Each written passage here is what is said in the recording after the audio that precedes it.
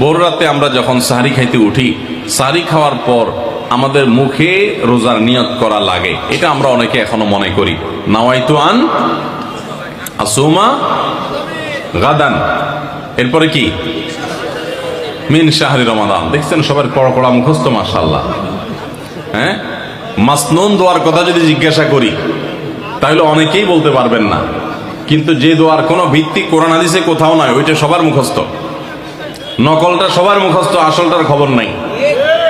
রমজান মাসে বা রমজানের বাইরে কোনো সময় রোজার নিয়ত মুখে উচ্চারণ করা, এই যে নাওয়াইতু আন আসুমা গাদান মিন শাহরি রমাদান, আরো কি কি আছে, এরকম কোন দোয়া পড়ার কথা কোরআন কিংবা হাদিসে কোনো নির্দেশ আমাদেরকে দেওয়া হয় নাই। আপনি সাহরি খাইতে উঠছেন কি জন্য? রোজা রাখার জন্য। রমজান রোজা রাখার উদ্দেশ্যে সাহরি খাইতে উঠছেন, বাস এটাই নিয়ত। নিয়ত মানে মনের উদ্দেশ্য, নিয়ত মানে কি মনের উদ্দেশ্য। অতএব সে উদ্দেশ্য আছে, তাতে নিয়ত হয়ে গেছে।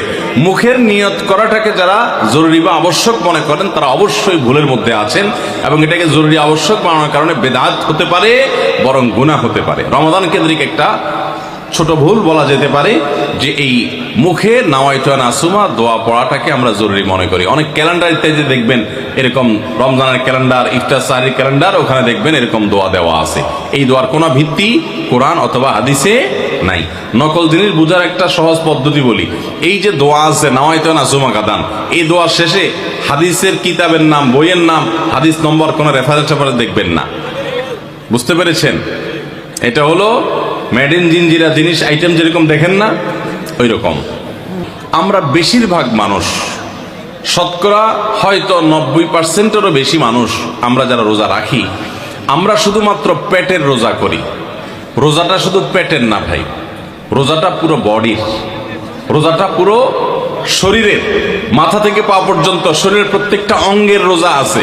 আমরা শুধু পান বা আহার থেকে, যৌনাচার থেকে বিরত থাকাটাকে রোজা মনে করি।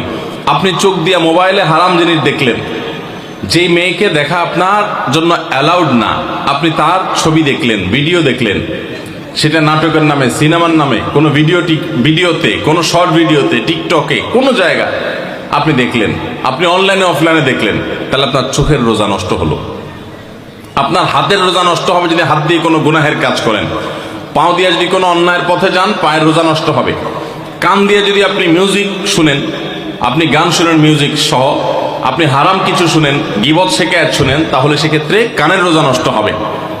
ঠিক একইভাবে আপনি মুখ দিয়ে খারাপ কোনো কথা বললেন, কটু কোনো কথা বললেন, গালিগালাজ করলেন, কারোর সাথে ঝগড়াঝাটি করলেন, তাহলে আপনার মুখের রোজা নষ্ট হবে। পুরো শরীরের প্রত্যেকটা অঙ্গ প্রত্যঙ্গ